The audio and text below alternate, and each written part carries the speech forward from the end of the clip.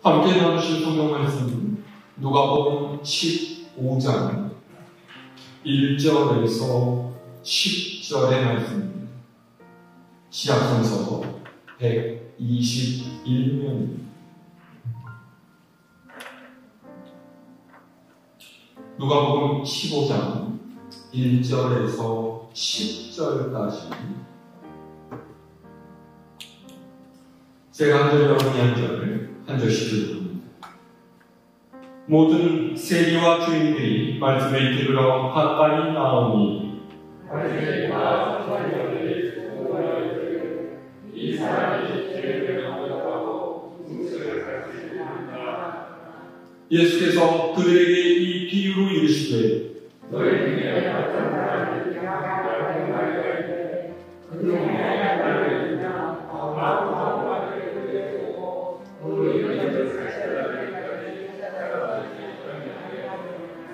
또 찾았는즉 즐거워 어깨를 메고 집에 와서 그것과 그것을 끌어오고 나와 함께 즐기자.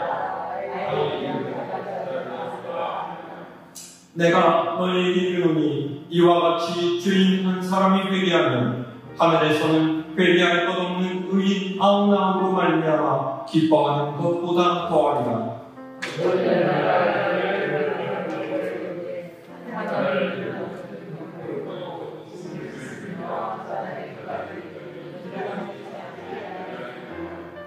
또 찾았는즉 벗과 이웃을 불러 모으고 말하되 나와 함께 즐기자. 이른 드라크마를 찾아내오노라 하리라.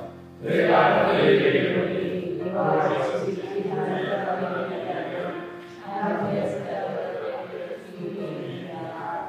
아멘. 할렐루야.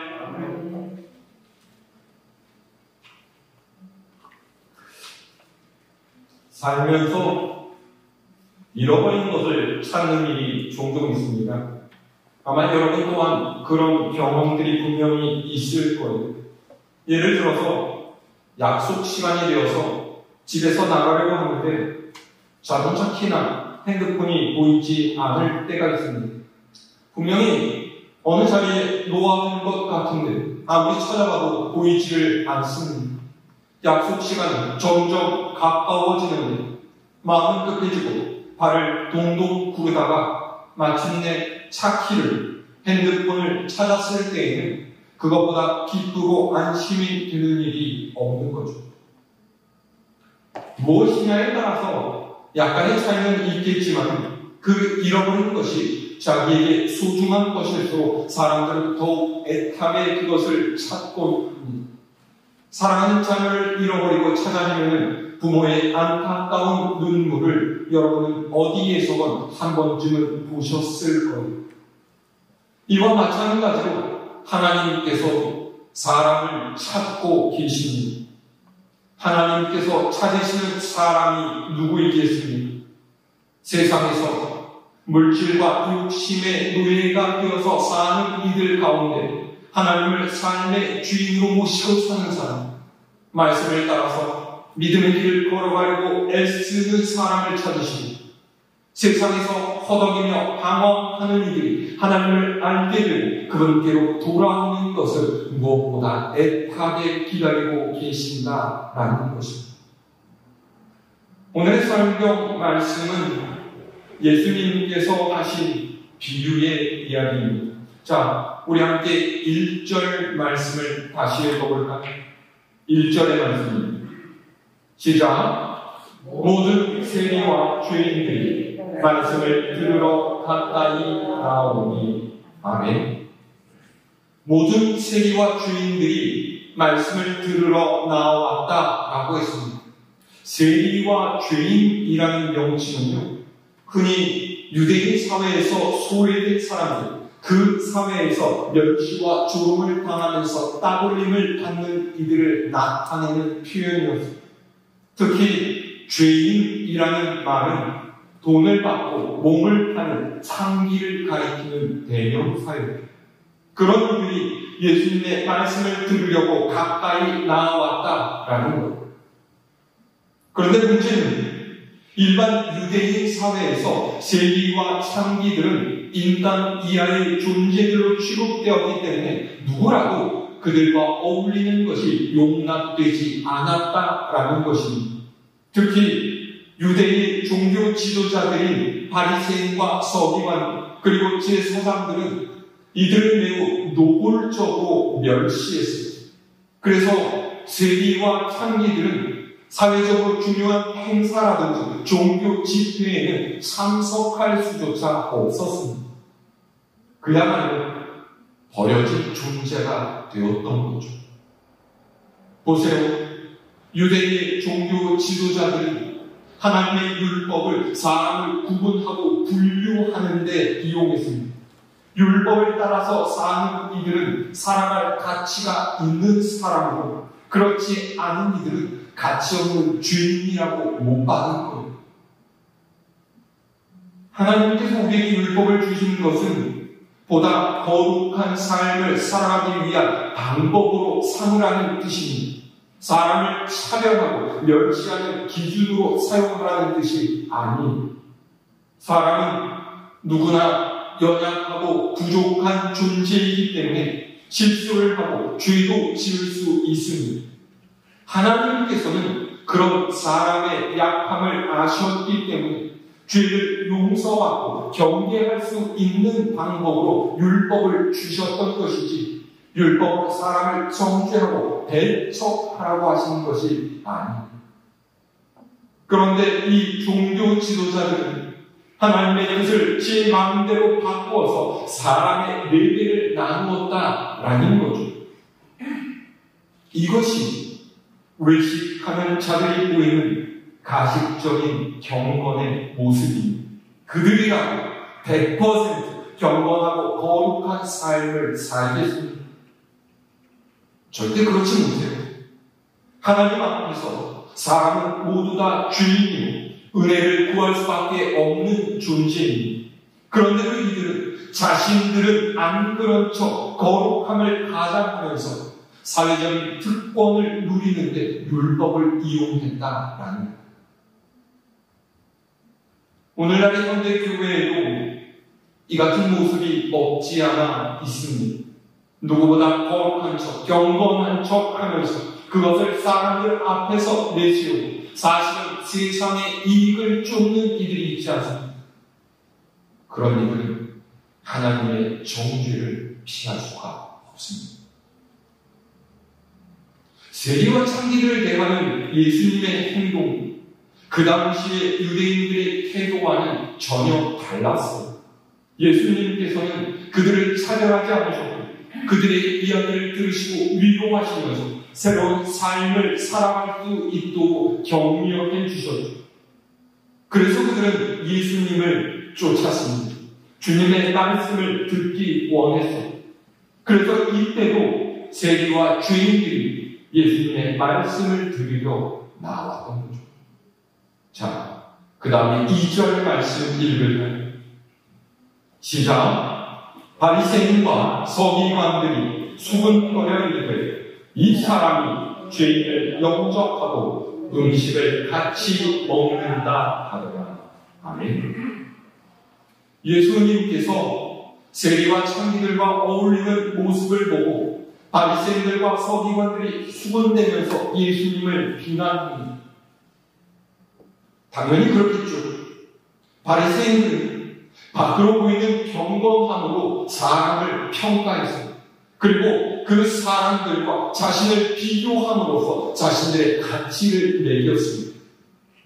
즉, 율법을 얼마나 잘 지키며 사는, 기도를 얼마나 자주 하느냐, 헌금을 얼마나 많이 드리는가, 회당에 꼬박꼬박 빠짐없이 가는가 등등 이런 것들이 그들이 사람을 평가하는 기준이었다는 말입니다.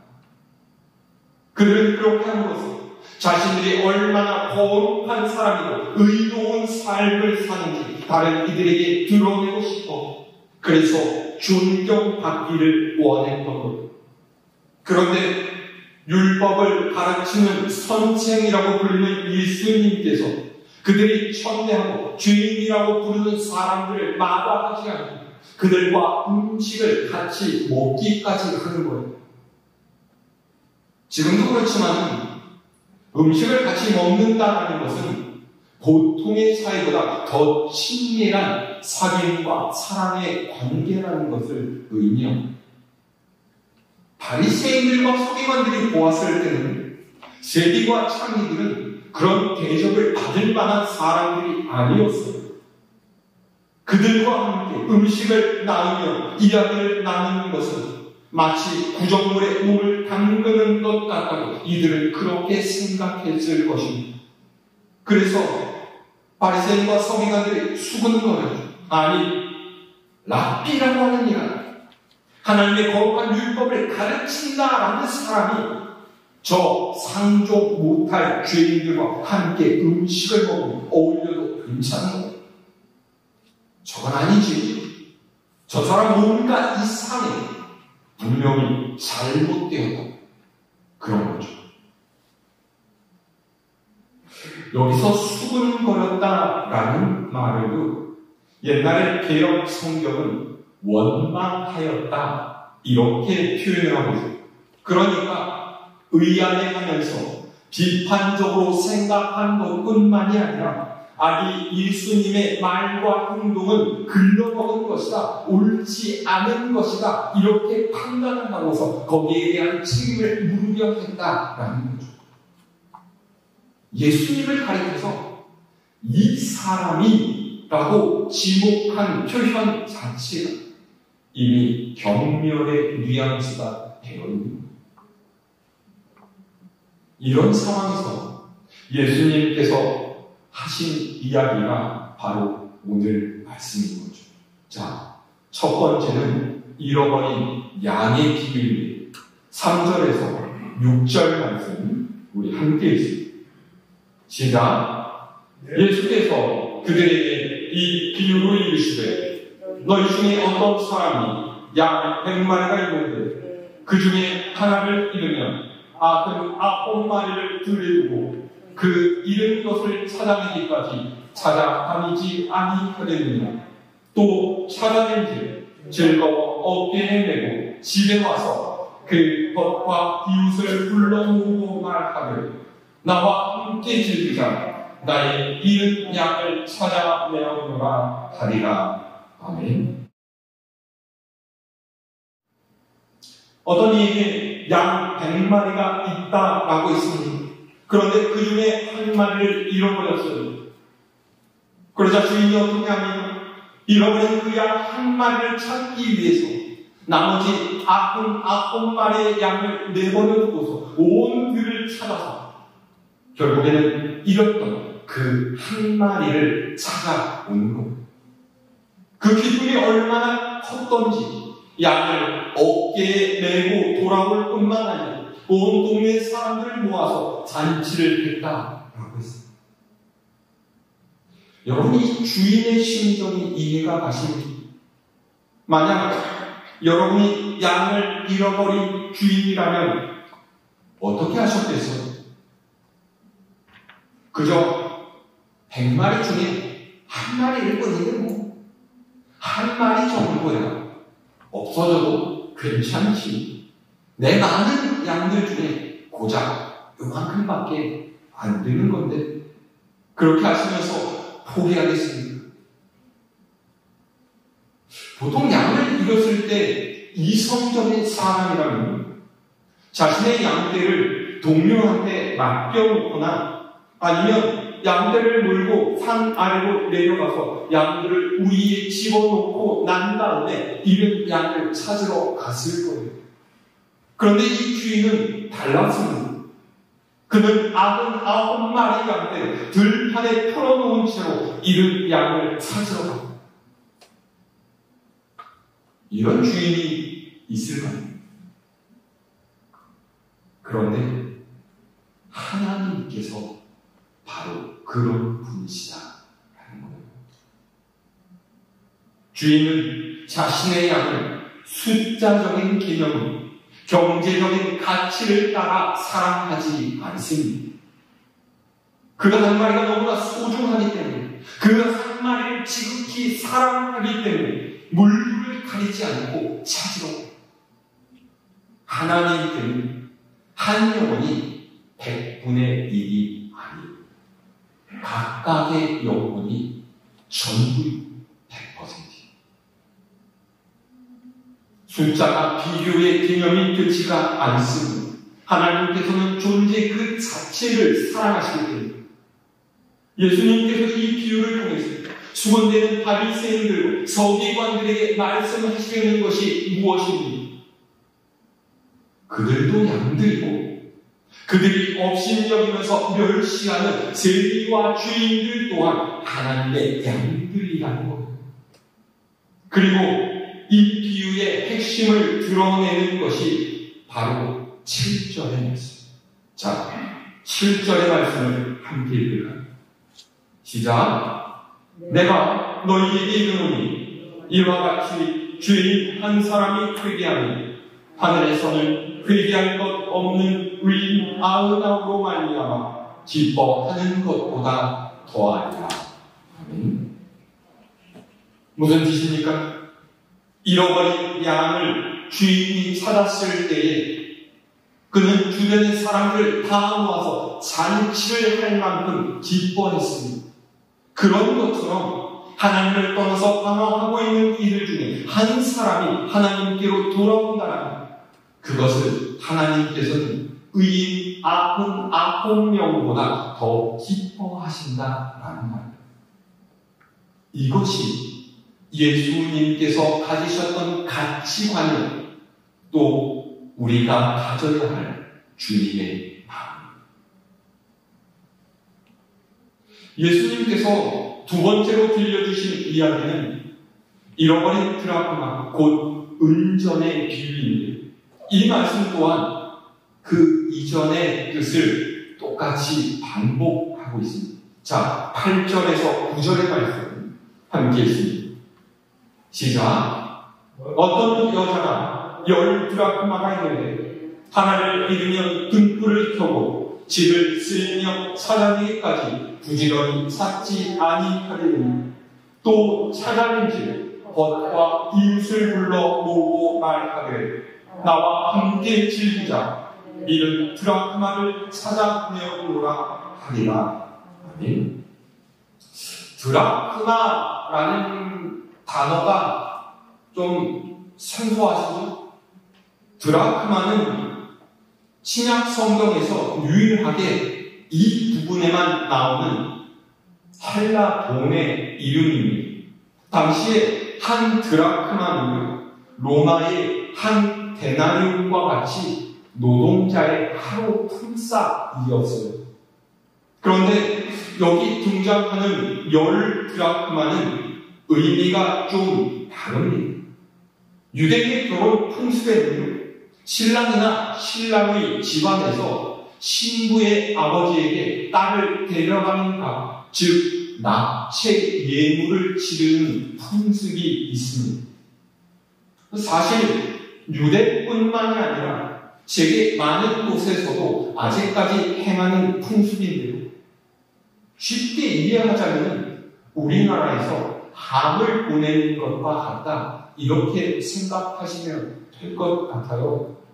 중국에서는 이런 풍습을 차일이라고 하고, 아프리카에서는 로골라라고 해서 돈이나 가축으로 신부의 몸값을 치르는 거죠. 그리고 이와 별도로 신부에게도 선물을 주었는데, 이 선물은 오늘날의 결혼 반지와 같은 의미입니다. 10 드라크마의 은전을 줄에다 빼어서 신부에게 주어요. 이렇게 사랑의 증표로 받은 10 드라크마를 신부는 평생 잘 간직해야 했습니다. 만약에 이 중에 하나라도 잃어버린다면 남편에 대한 사랑과 존경이 식었다는 이유로 이혼을 즐기당할 수도 있었기 때문에, 그래서 여인들은 결혼식 때 받은 이 은전을 머리에 쓰는 베일에 꿰어서 걸고 다닐 정도로 굉장히 소중하게 간직했습니다. 그러니까 이 여인이 10드라크마 중에 하나를 잃어버렸다라는 것은 이 사람의 증거가 망가졌다라는 것이고, 나는 9개의 드라크마도 그 의미를 잃어버리게 되었다, 이런 말인 거죠. 그만큼 여인이 잃어버린 이 한 드라크마는 그냥 단순한 돈이 아니었던 거예요. 그래서 여인은 온 힘을 다해서 드라크마를 찾습니다. 시간이 지나고 해가 져서 어두워지니까 등불을 켜서 집을 밝히고 집안 온 구석구석을 쓸면서 찾아요. 그리고 마침내 잃어버린 드라크마를 찾았는데, 기쁨의 경우 이 여인이 어떻게 합니까? 친구와 이웃을 다 불러오고 그와 함께 기뻐한다라는 거예요. 그만큼 그녀의 기쁨이 크다라는 거죠. 그러면서 예수님께서는 이 이야기의 마지막 동안 이렇게 마무리하십니다. 자, 10절의 말씀 함께 읽습니다. 시작. 내가 너희에게 이르노니 이와 같이 죄인 한 사람이 회개하면 하나님의 사자들 앞에 기쁨이 되느니라. 아멘. 사실 예수님께서 말씀하신 이 비유들의 핵심은 너무나 분명합니다. 7절과 10절은 세리와 죄인들을 향한 바리새인과 서기관들의 잘못된 정죄의식을 지적하시면서 그들이 스스로 옳다고 여기는 의로움을 깨뜨리십니다. 너희가 하나님의 율법을 잘 지키면서 사는 것이 의롭다라고 말하지만은 이 죄인들이 회개하고 하나님께로 돌아오는 것이 하늘에서는 더 큰 기쁨이 된다. 결국 예수님께서 이 비유를 통해서 하시고자 하는 말씀은 모든 사람은 하나님 앞에서 평등하다라는 거죠. 우리는 모두 하나님의 은혜를 붙잡아야 할 사람들이지, 더 거룩하거나 아니면 덜 죄를 지은 사람은 없다라는 거예요. 하나님의 사랑 차별이 없을 뿐만 아니라 오히려 하나님께서는 부족하고 연약한 이들을 더 관심하신다라는 말입니다. 이 말씀은 오늘을 살아가는 우리가 기억해야 할 매우 중요한 뜻을 담고 있습니다. 왜냐하면 우리 인간은 하나님의 영을 담고 이 땅에 태어난 존재이기 때문입니다. 이 말은 우리 속에는 이미 하나님의 형상이 있고 우리는 영적인 존재라는 뜻이죠. 비록 생긴 것은 동물과 다를 바 없이 보이지만 우리는 하나님께서 구별하신 고귀한 존재입니다. 우리 안에 하나님의 영이 있기 때문에 인간은 끊임없이 자기에 대해서 질문을 던지면서 절대자이신 하나님을 탐구하고 하늘과 땅을 잇는 관계 속에서 어떻게 살아갈 것인가를 고민합니다. 이 땅에서 살아가는 의미를 찾고 하나님께로 더 가까이 나아가려고 애쓰세요. 왜 그러세요? 우리 안에 있는 하나님의 영. 그래서 하나님의 형상대로 창조된 우리는 하나님의 희망이 되는 존재들이 하나님께서 애타게 찾으시는 그 한 사람. 여러분 기억나실지 모르겠지만 초등학교 시절에 소풍을 가기 전날에는 늘 잠이 잘 안 올 정도로 내일이 기다렸어요. 왜 안 그랬겠어요? 평소에는 구경도 잘 못하던 김밥을 어머님께서 싸주시고 가방 안에는 내 마음대로 고른 과자 한두 봉지가 들어있고 그가 몸에 안 좋다고 이빨 삭는다고 먹지 못하게 하시던 콜라 사이다 한 병도 들어있었어요. 무엇보다 공부하지 않고서 밖에서 하루 종일 마음껏 놀 수 있다는 사실이 소풍 전날 밤잠을 설치게 하는 이유요. 그리고 그 소풍의 백미는 보물찾기 시간입니다. 잘만 찾으면 연필 한 다섯, 책받침, 노트명, 게다가 스케치북, 그림 물감 같은 것들 얻을 수 있었기 때문에 보물 시간들은 모든 우리 반 애들이 눈에 불을 켜고서 사방을 그냥 샅샅이 뒤지며 막 돌아다니고 했던 거죠. 그런데 연필 몇 자루, 노트 몇 권의 가치와는 비교도 할 수 없는 귀한 존재들이 바로 우리 옆에 있습니다. 그들은 하나님을 떠나 있는 사람들, 하나님을 알지 못한 채 세상에서 방황하고 있는 사람들이, 천국의 소망이 없이 땅의 것만을 바라보고 사는 사람들이, 하나님께서 잃어버린 자가 된 이들을 찾아 다시 주님의 자녀가 되게끔 하기 위해서 우리는 우리의 온 힘을 다해서 복음을 전하며 전해요. 한 잃어버린 영혼을 찾는 주님의 사역의 동역자가 될 때 우리 주님께서 그런 우리를 보시며 기뻐하시지 않겠습니까? 신앙은 그리스도와 함께 죽고 그리스도와 함께 사는 그리스도의 사랑입니다. 우리 속에 계신 그리스도께서 사셨던 대로 살아가야 합니다. 예수님께서는 잃어버린 양을 찾기에 온 힘을 다하면서 세상을 사셨습니다. 우리 또한 삶의 목적과 가치를 우리 주님께 맞춰갈 수 있기를 바랍니다.